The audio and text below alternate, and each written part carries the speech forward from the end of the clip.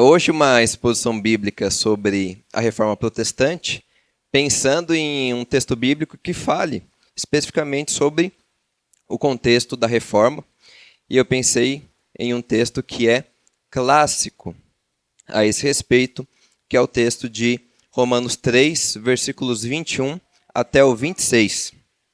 Esse texto, ele resume em muitos níveis o que é a salvação que Jesus oferece, o que é a salvação, o que é o evangelho, de fato. Por isso ele é um texto muito interessante. É um texto que, por exemplo, o Leon Morris, que é um comentarista do Novo Testamento, ele vai comentar que este é possivelmente o parágrafo mais importante que já se escreveu.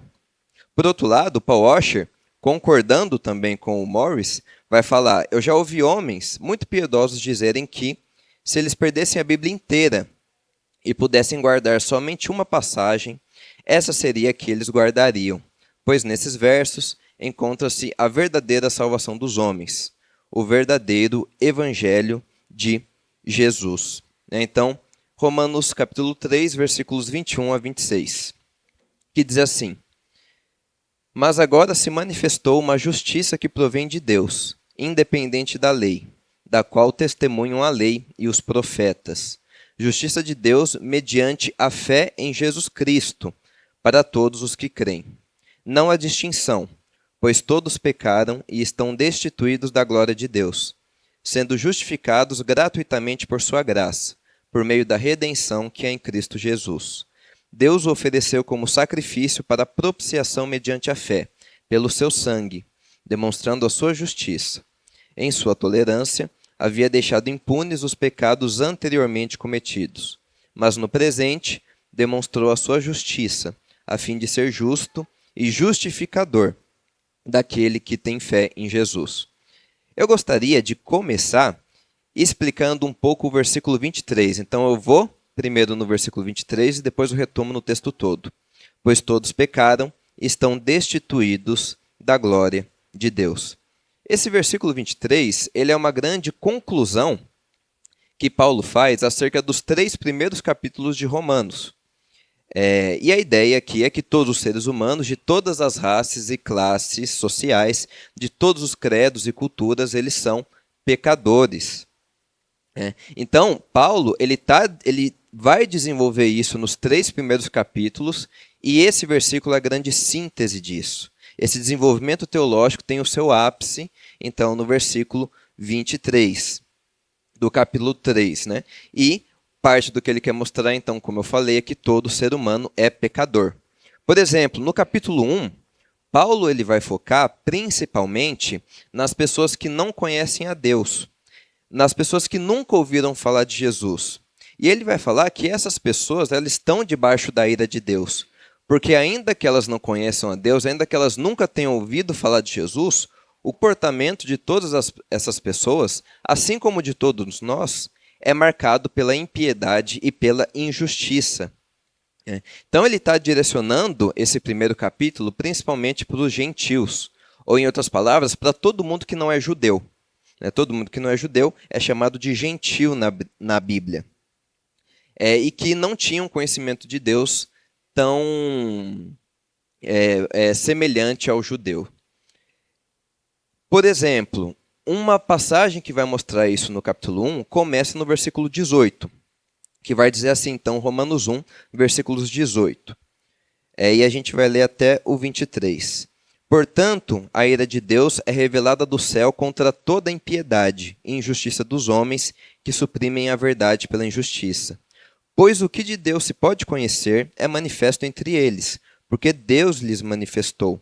Pois desde a criação do mundo, os atributos invisíveis de Deus, seu eterno poder e sua natureza divina, têm sido vistos claramente, sendo compreendidos por meio das coisas criadas, de forma que tais homens são indesculpáveis, porque, tendo conhecido a Deus, não o glorificaram como Deus, nem lhe renderam graças.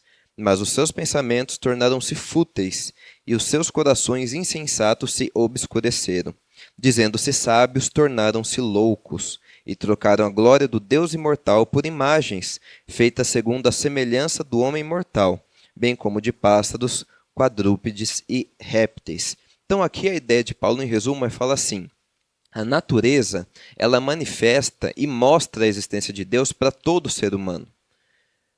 O homem, o ser humano, ele vê isso e ele, por causa da sua maldade interior, ele suprime essa verdade, ele esconde essa verdade. E muitas vezes ele distorce essa verdade, adorando coisas criadas à criatura ao invés do Criador.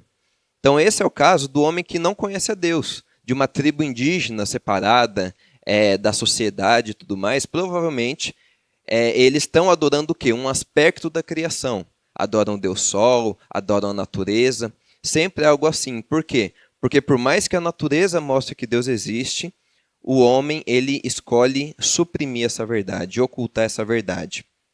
Então, nesse primeiro capítulo, Paulo está focando principalmente na pessoa que nunca ouviu falar de Jesus. Ele está falando, essa pessoa é culpada diante de Deus também, porque ela sabe que Deus existe, mas ela esconde essa verdade no seu coração. No capítulo 2, por outro lado, Paulo ele vai se voltar para os judeus, especificamente falando, e vai dividir esses judeus em dois grupos.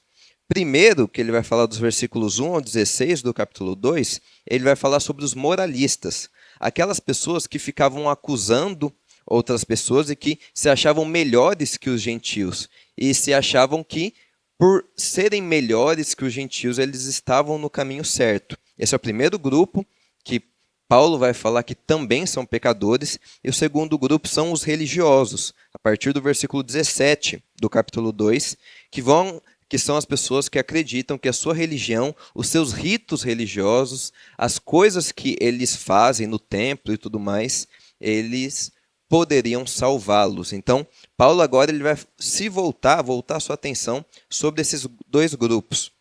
Por exemplo, sobre os moralistas, Paulo vai comentar no capítulo 2, versículo 1. Portanto, você que julga os outros é indesculpável, pois está condenando a si mesmo naquilo em que julga. Visto que você que julga pratica as mesmas coisas. Sabemos que o juízo de Deus contra os que praticam tais coisas é conforme a verdade. Então ele está falando, você que é um judeu e que é moralista, que julga as pessoas, você também está na mesma condição de pecado. Os religiosos, ele também vai falar a mesma coisa, a partir do versículo 17. Ora, você que leva o nome de judeu, apoia-se na lei e orgulha-se em Deus, se você conhece a vontade de Deus e aprova o que é superior, porque é instruído pela lei, se está convencido de que é guia de cegos, luz para os que estão em trevas, instrutor de insensatos, mestre de crianças, porque tem na lei a expressão do conhecimento e da verdade, então você que ensina os outros, não ensina a si mesmo? Você que prega contra o furto, furta? Você que diz que não se deve adulterar, adultera? Você que detesta ídolos, rouba-lhes os templos? Ou seja, Paulo está argumentando, tentando mostrar que todos os grupos de pessoas são pecadoras. Ele vai fazer isso também no início do capítulo 3, e o grande ápice, então, desse momento é o versículo 23. Pois todos pecaram e destituídos estão da glória de Deus. A palavra grega para pecado, ela significa literalmente errar o alvo. Era usada no contexto de esporte e de arco e flecha mesmo. Quando alguém estava praticando tirar o alvo com um arco, existia o ponto central, que era chamado de mosca, por isso que hoje a gente fala acertou na mosca, quando alguém fala algo muito acertado ou certeiro, e quando a pessoa errava o alvo, então ela cometia a amártia, que seria cometia o pecado, errava esse alvo. Quando essa palavra, que era usada num contexto de esporte, é transportada para o Novo Testamento, Paulo aqui não está falando sobre flechas em alvos, ele está falando sobre a vida. Ele está falando que ninguém consegue atingir os padrões de Deus. E as Escrituras dizem que ninguém consegue atingir a mosca nesse sentido. Ninguém consegue atingir o padrão que Deus espera do homem, que Deus exige do homem. A lei de Deus, por exemplo, exige: amarás, pois, o Senhor teu Deus de todo o teu coração, de toda a tua alma e de toda a tua força, como diz em Deuteronômio 6. Mas por causa do pecado, todos nós amamos coisas a mais do que Deus. outras coisas do que Deus, e consequentemente todos nós pecamos. Esse pecado, ele afeta todas as áreas da nossa vida, aqui a teologia chama de depravação total. Então todas as nossas capacidades, qualidades e vontades, elas estão de alguma forma corrompidas pelo pecado. De forma que o homem ele é incapaz de se mover até Deus, de ir em direção a Deus, por causa da sua inclinação natural ao mal. E por mais que essa depravação possa se manifestar em diversos níveis, ou em outras palavras, por mais que possam existir pessoas mais más que outras, não existe nenhuma pessoa que de fato é perfeita, né? Porque todos pecaram. Tem uma citação do Handley Mowley, que foi um ministro anglicano do século 19 e 20, que é muito interessante nesse sentido. Ele diz assim: a prostituta, o mentiroso e o assassino estão destituídos dela, da glória de Deus, mas você também está. Pode ser que eles estejam no fundo de uma mina e você no cume da montanha. No entanto, você tem tanta capacidade quanto eles de encostar nas estrelas, né? Todos nós estamos sob essa mesma condição de pecado. E essa passagem do versículo 23 fala que estamos destituídos da glória de Deus, né? Essa glória seria a imagem de Deus, o poder de Deus, a comunhão com Deus, a presença de Deus. Nós, ao pecarmos, estamos separados dessa comunhão, separados dessa nossa alegria, que é a presença e a glória de Deus. Essa é a nossa triste condição aos olhos do Senhor. E se o texto acabasse aqui, seria algo desesperador para nós.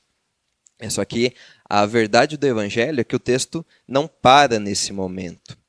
Então, a pergunta que nós devemos fazer: como seres humanos podem entrar em comunhão então com esse Deus que é totalmente santo e totalmente reto?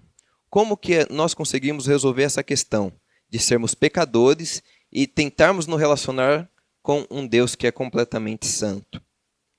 O ponto aqui é que a gente não consegue resolver. Nós não resolvemos essa questão. Deus é santo e está irado com o nosso pecado, mas é exatamente por isso que ele envia Jesus, para resolver esse nosso problema do pecado.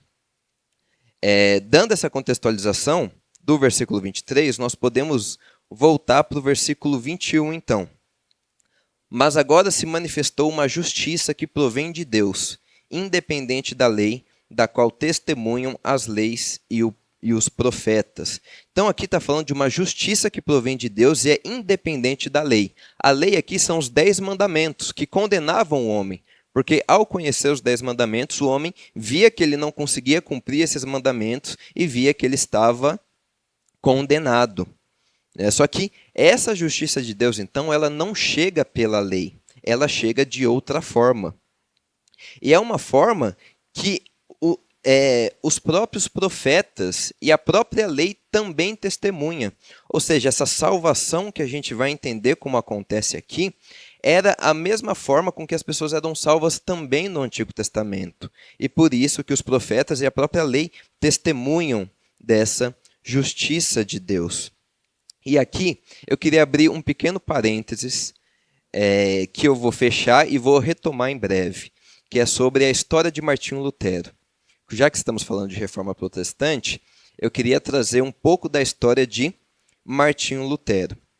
Existe um historiador chamado Lucien Febvre, um historiador francês, que ele, em 1928, vai escrever um livro chamado Martinho Lutero, um Destino. E a história como um todo, até esse momento, até o século XX, ela se preocupava muito com as grandes ações, com os grandes nomes do passado. Só que a partir desse momento, principalmente por causa da influência do Febvre e outros historiadores, a história começa a se importar com as mentalidades também. E ela vai dizer, essa história do século XX vai começar a dizer que nenhum homem está fora do seu tempo. Todo mundo ele pensa o que pensa por causa do seu tempo.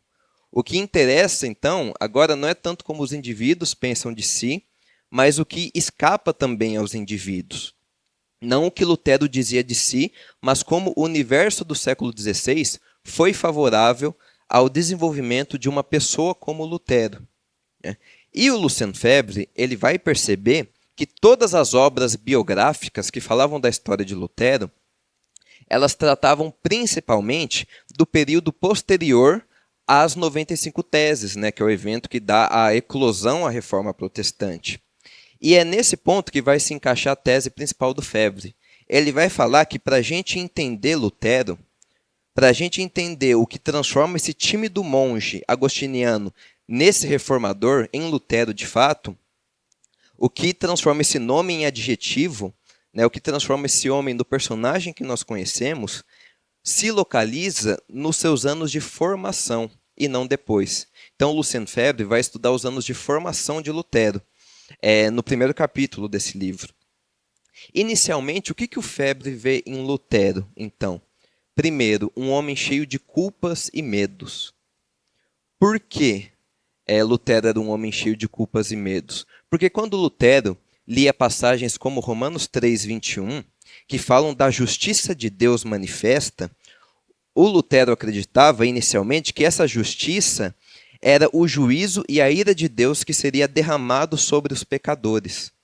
E isso deixava ele atemorizado. Existe outra passagem que Lutero tinha muito medo, que é Romanos 1:17, que diz: porque no Evangelho é revelada a justiça de Deus, uma justiça que do princípio ao fim é pela fé.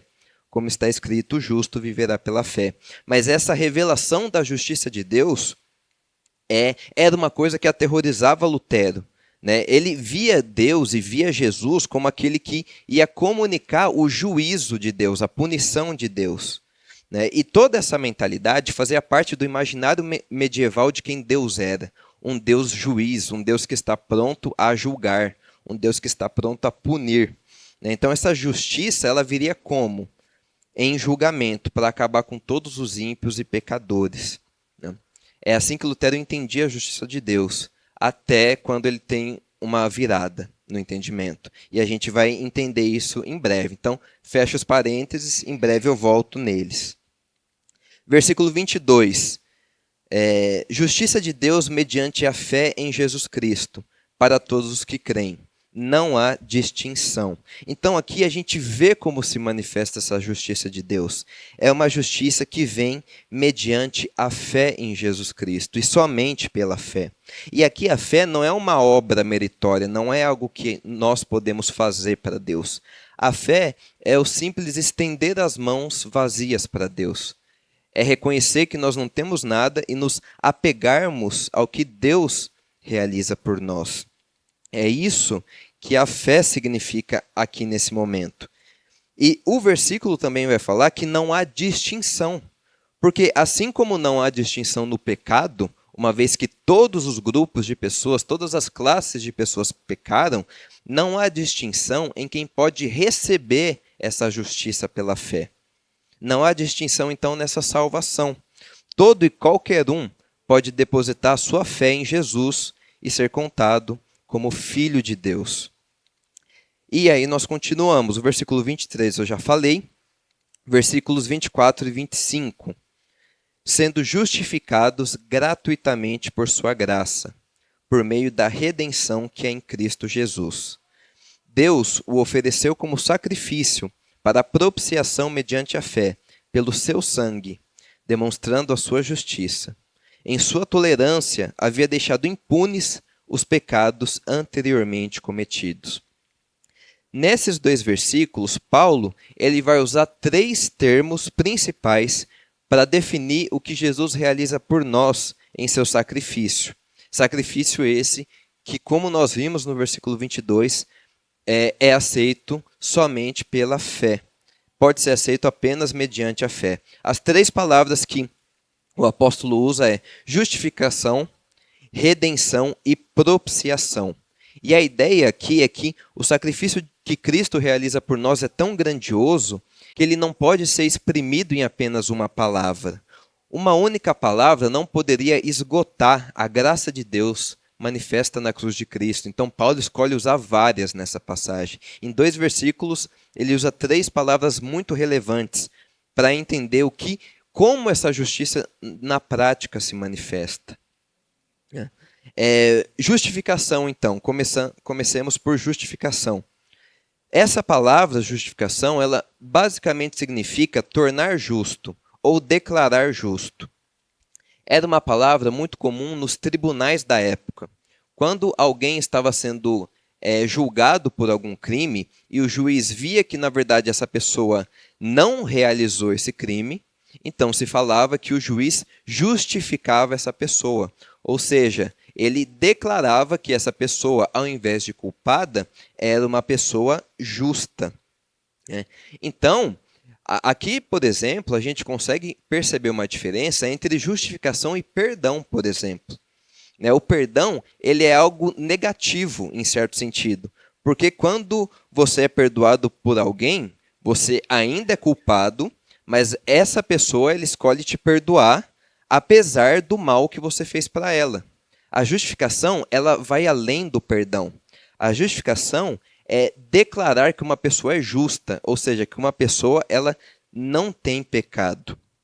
Que uma pessoa não tem pecado.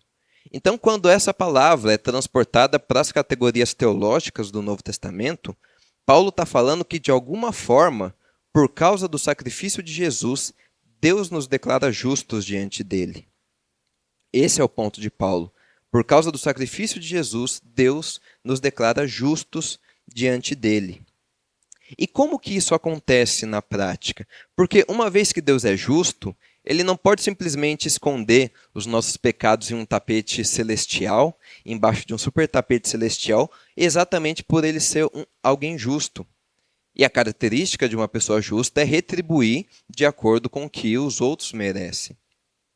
Como que acontece, então, isso? Tendo em vista a nossa inegável culpa, qualquer coisa que Deus declarasse sobre nós que fosse diferente de culpado, de condenado, tornaria Deus um ser injusto e perverso, o que seria uma contradição de termos. O próprio livro de Provérbios, capítulo 17, versículo 15, vai falar um pouco sobre esse princípio de Deus. O que justifica o ímpio e o que condena o justo, tanto um como o outro, são abomináveis ao Senhor. Então, como que essa justificação acontece na prática? Acontece uma coisa que os teólogos vão chamar de a grande troca, ou a troca gloriosa. O que acontece é que na cruz, Jesus ele leva a culpa pelos nossos pecados, como se ele mesmo fosse o pecador, e sofre a punição por eles. E em troca, dá para todos aqueles que um dia irão crer em seu nome a sua justiça perfeita. Nesse sentido, naquele momento, é como se Jesus, na cruz, fosse o maior pecador que já existiu. Porque naquele momento ele estava carregando a culpa de milhões de pessoas que um dia iriam crer em seu nome. E pagou por esses pecados com seu próprio sangue. Então, quando Jesus na cruz diz, Deus meu, por que me desamparaste? A ideia aqui é que ele estava em tese tão sujo diante dos olhos do Pai que o próprio Deus não consegue olhar para o Filho, o próprio Pai não consegue olhar para o Filho. O Pai precisou abandonar o Filho para que o Filho pudesse salvar pessoas como eu e você. Essa é a beleza da cruz. É como um autor diz, ela mostra como os homens podem ir longe no pecado e como Deus pode ir longe para salvá-los. Além de Jesus ter levado os nossos pecados, ele não para somente aí. Ele dá a todo aquele que crê em seu nome e em sua obra a sua própria justiça. A justiça de uma vida perfeita, o único homem que viveu uma vida toda sem pecado, para que nós pudéssemos entrar no céu. Porque no céu só entra quem é perfeito. Se Deus apenas tivesse lidado com os nossos pecados, nós não teríamos mais pecado, ou a culpa pelos pecados não seria mais nossa, mas nós ainda não teríamos justiça para entrar no céu. Só que através da justiça de Cristo, a justiça perfeita de Jesus, nós podemos entrar no céu. E isso é algo que nós podemos receber por meio da fé. Deus, ele pode nos justificar não porque a justiça dele foi excluída. A justiça foi paga, os pecados foram pagos. mas porque toda a justiça que merecíamos foi levada em seu Filho Jesus. E aqui é interessante comentar que a justificação ela é uma declaração. Uma declaração. Não é um processo, é um status. A ideia aqui é que acontece uma obra completa quando Deus nos declara justos. É uma ação perpétua. Muitas vezes a gente tem uma mentalidade católica de que nós temos que confessarmos os nossos pecados para sermos perdoados por Deus. Mas, de um ponto de vista objetivo, todos os nossos pecados do passado, presente e futuro já foram perdoados por Deus.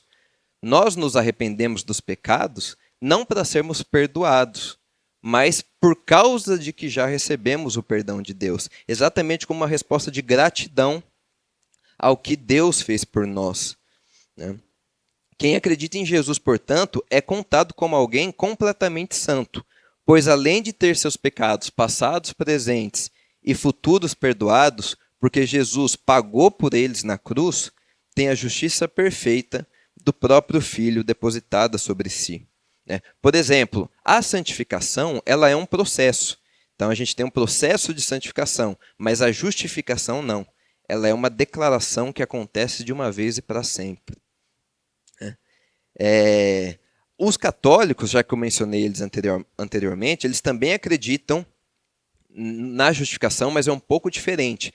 Para eles, quando o cristão ele tem acesso aos sacramentos, ele realiza obras de misericórdia e luta contra seus pecados, ele vai tendo cada vez mais acesso a essa justificação. Não é uma declaração legal e de uma vez por todas.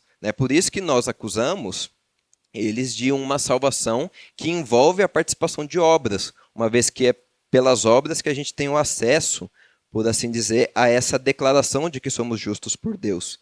Mas a Bíblia é clara em falar que essa justificação ela acontece mediante a fé. Mediante a fé, ela não é um processo, é uma ação perpétua. Se você depositou a sua fé em Jesus, significa que no tempo presente de hoje, você é declarado justo e perfeito diante de Deus. O nosso status diante de Deus é sempre o de salvo, se você um dia depositou a sua fé em Cristo. Que isso possa surpreender vocês, o tanto que me surpreende também. E agora eu volto o parênteses que eu abri de Lutero antes. Para o Lucian Febvre, que vai escrever essa obra, o Lutero ele se torna Lutero de fato quando ele entende esse conceito, quando ele entende o que é a justificação pela fé. Para o Febvre, o Lutero era um homem que, acima de tudo, queria ser salvo. E aqui eu vou ler algumas citações do livro, rapidamente. É isso. Um homem vive no século, carrega um fardo pesado demais. Tem a alma inquieta, a consciência atormentada. Não que ele seja acelerado, mau ou perverso, mas sente que fervilham e rastejam nos porões de sua alma também desejos suspeitos, tantas penosas tentações, tantos vícios potenciais e tantas secretas complacências que duvida de si mesmo, de sua salvação. A pureza absoluta, pré-requisito mínimo para apenas ousar se apresentar diante do seu Deus, está tão distante, tão inacessível. O Febvre continua. No convento, Lutero procurara ansiosamente perfazer sua salvação, mediante o cumprimento de obras meritórias. Qual foi a recompensa por seu esforço?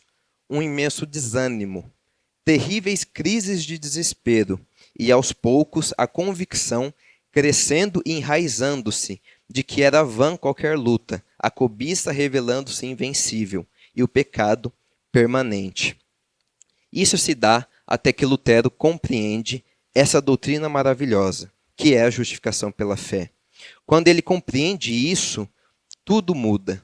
E é isso que forma o Lutero, que é capaz de chacoalhar a Europa no século XVI. Novamente o Febvre. Justificação pela fé.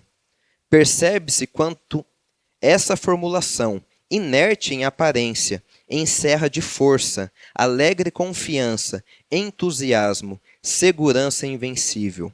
Percebe-se às vésperas dos acontecimentos de 1517 o que ela significava para um Martinho Lutero. A convicção de ter Deus por si, consigo e em si, Um Deus que não é a justiça imanente dos teólogos, e sim uma vontade ativa e radiante, uma bondade soberana, agindo por amor e dando-se ao homem para que o homem se dê a Deus. Um outro historiador da história da igreja, agora, chamado Jaroslav Pelikan, ele também vai comentar quando Lutero descobre a justificação pela fé, ele entende como essa justificação se dá. Que essa justiça de Deus não era o juízo de Deus, mas era a justiça manifesta pelo perdão em Jesus. E ele vai dizer assim: Lutero repentinamente chegou à percepção de que a justiça de Deus, da qual Paulo falava, não era a justiça pela qual Deus era justo em si mesmo, que seria uma forma passiva de justiça, mas a justiça pela qual, por causa de Jesus Cristo, Deus tornou justos pecadores, isto é, justiça ativa, através do perdão dos pecados na justificação. Quando descobriu isso, Lutero afirmou que os próprios portões do paraíso haviam se aberto para ele. Que troca gloriosa Jesus realiza por nós na justificação. A segunda palavra que Paulo vai usar nesse momento é a palavra redenção.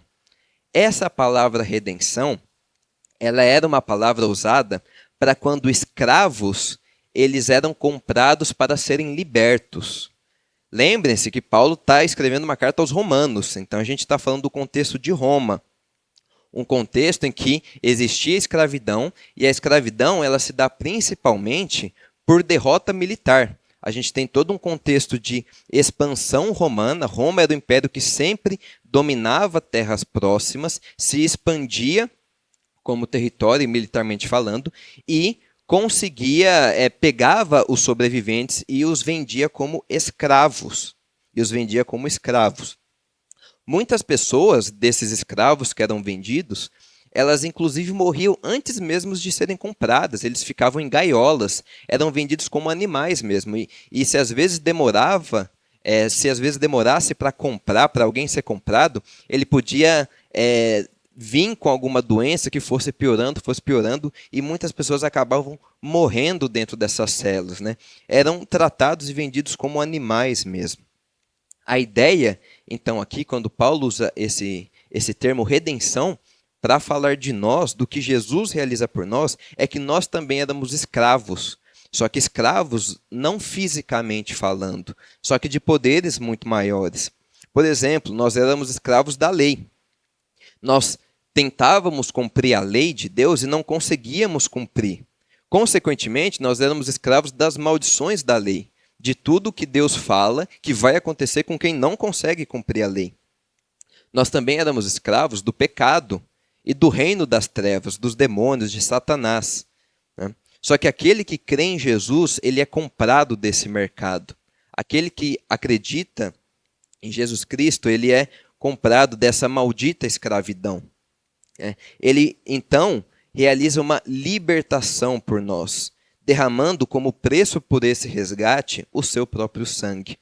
Percebam que, por exemplo, Colossenses 1, versículos 13 a 14, ele é um texto que vai falar em termos de resgate, pois ele nos resgatou do domínio das trevas e nos transportou para o reino do seu Filho amado, em quem temos a redenção, a saber, o perdão dos pecados. Redenção, então, é essa compra que Jesus realiza desse mercado das trevas, desse mercado de escravidão do pecado, para todo aquele que confia em seu nome para salvação.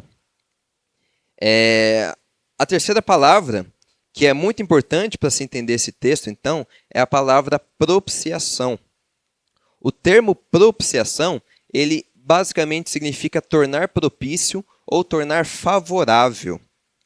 A ideia aqui, e para se entender bem, pode-se dar um exemplo que é interessante. Vamos supor que dois irmãos brigam e eles ficam sem se falar. A mãe desses dois irmãos chega para cada um desses irmãos e fala: você tem que pedir desculpa para o seu irmão, ele gosta muito de você. Se você pedir desculpa primeiro, seu irmão também vai pedir, então voltem a conversar. Quando esses irmãos eles restauram esse relacionamento, o que a mãe fez? Ela tornou propício um irmão ao outro. Ou seja, a ira que um irmão estava sentindo pelo outro, não existia mais, porque essa ira ela foi de alguma forma lidada pelo tratamento da mãe. Então, novamente, quando Paulo usa essa palavra num contexto teológico, ele está falando que Jesus, então, ele nos torna favoráveis a Deus. Essa é a ideia. A ira, o desprazer que Deus tinha por nós, ele é lidado por Jesus. Mas como Jesus nos torna favoráveis a Deus? E a forma que a Bíblia responde isso é grandiosa. Jesus, ele leva a ira de Deus que era destinada a nós em nosso lugar. É assim que ele nos torna favoráveis a Deus. Em outras palavras, Jesus sofre o inferno por nós. Jesus sofre o inferno por nós para que nós não precisássemos sofrer. Há um artista cristão que eu acho bem interessante, que ele chama Christopher Powers, e ele tem um ministério de arte cristã chamado Full of Eyes. E ele tem umas artes bem interessantes. Uma delas, que representa a propiciação, esse ato que Jesus realiza por nós, eu acho interessante porque como que é o quadro? É uma cruz bem pequenininha, no meio assim do quadro.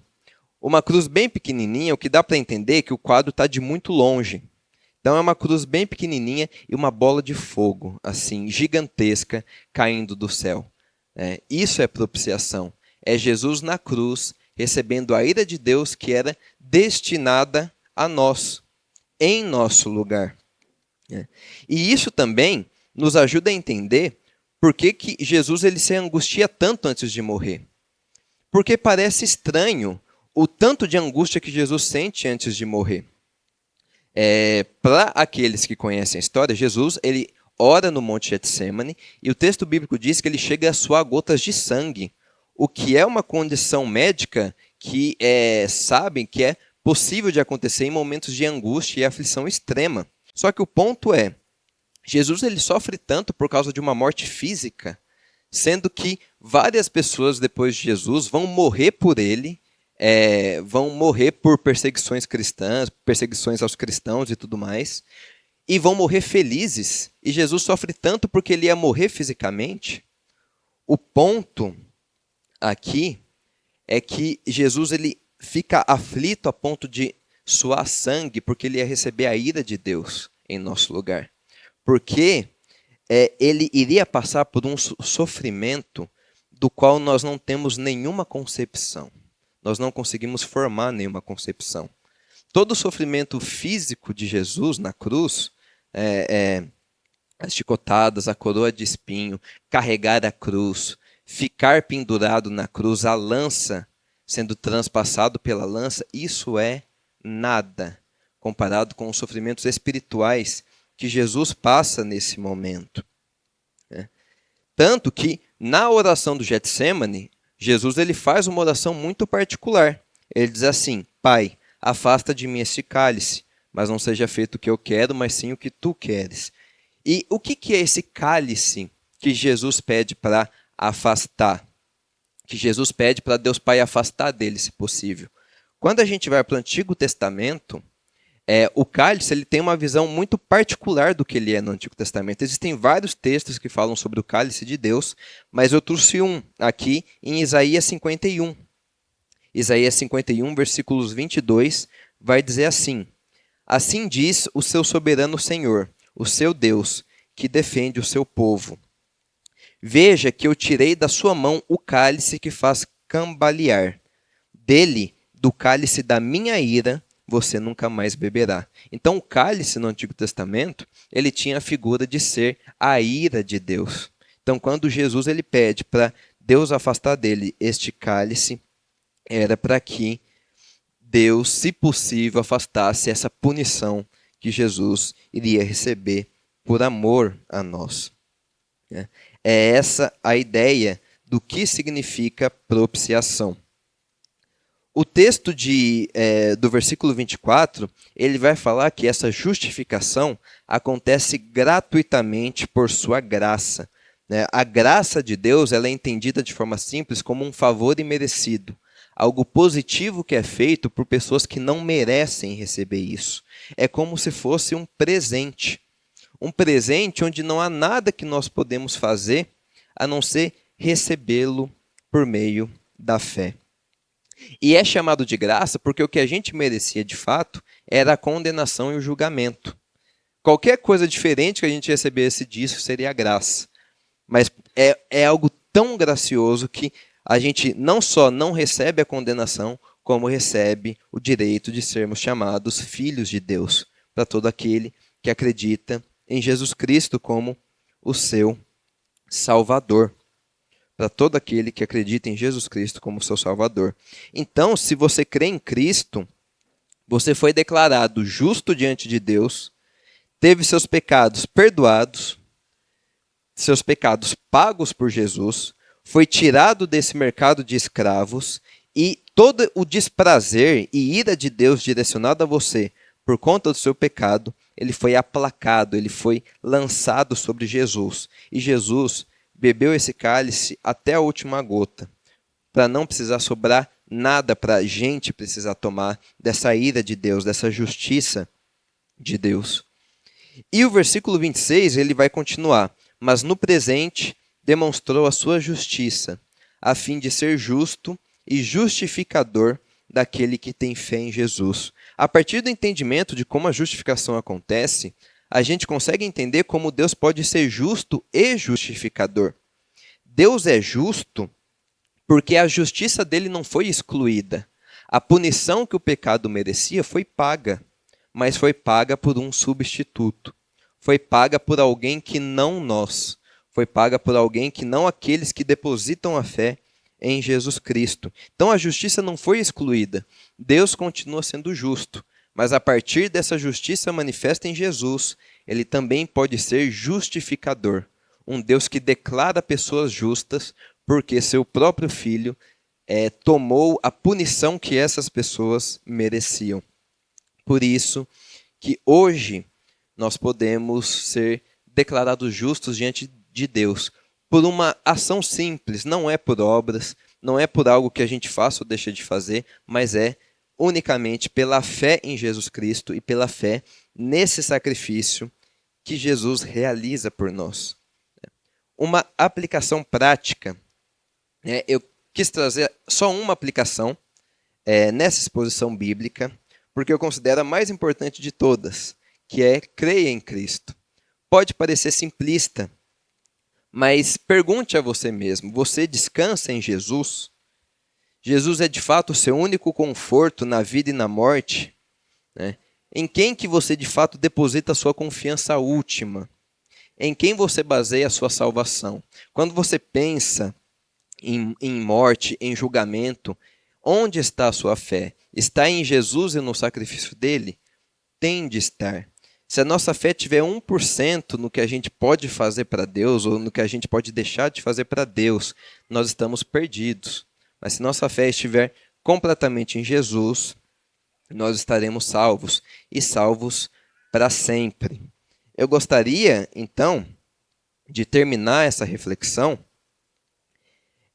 com uma oração do próprio Lutero, que ele faz em 22 de fevereiro de 1522, e que fala bastante sobre a justificação. A oração chama Senhor Jesus Cristo, Tu és a minha justiça. Senhor Jesus Cristo, Tu és a minha justiça. Eu, porém, sou teu pecado. Levaste sobre ti o que é meu, e deste a mim o que é teu. Tomaste sobre ti o que não eras, e deste a mim o que eu não era. Senhor Jesus Cristo, permaneço contigo, e a ti me prendo e em ti creio, pois tu somente és o que importa. Depois quero ir e confrontar-me com os 10 mandamentos e aplicar-me às boas obras, mas o principal será que a ti me atenha e que por ti me seja doada a vida eterna. Que nós possamos acreditar nessa justiça de Deus manifestada por Jesus Cristo e que é recebida apenas pela fé. Amém.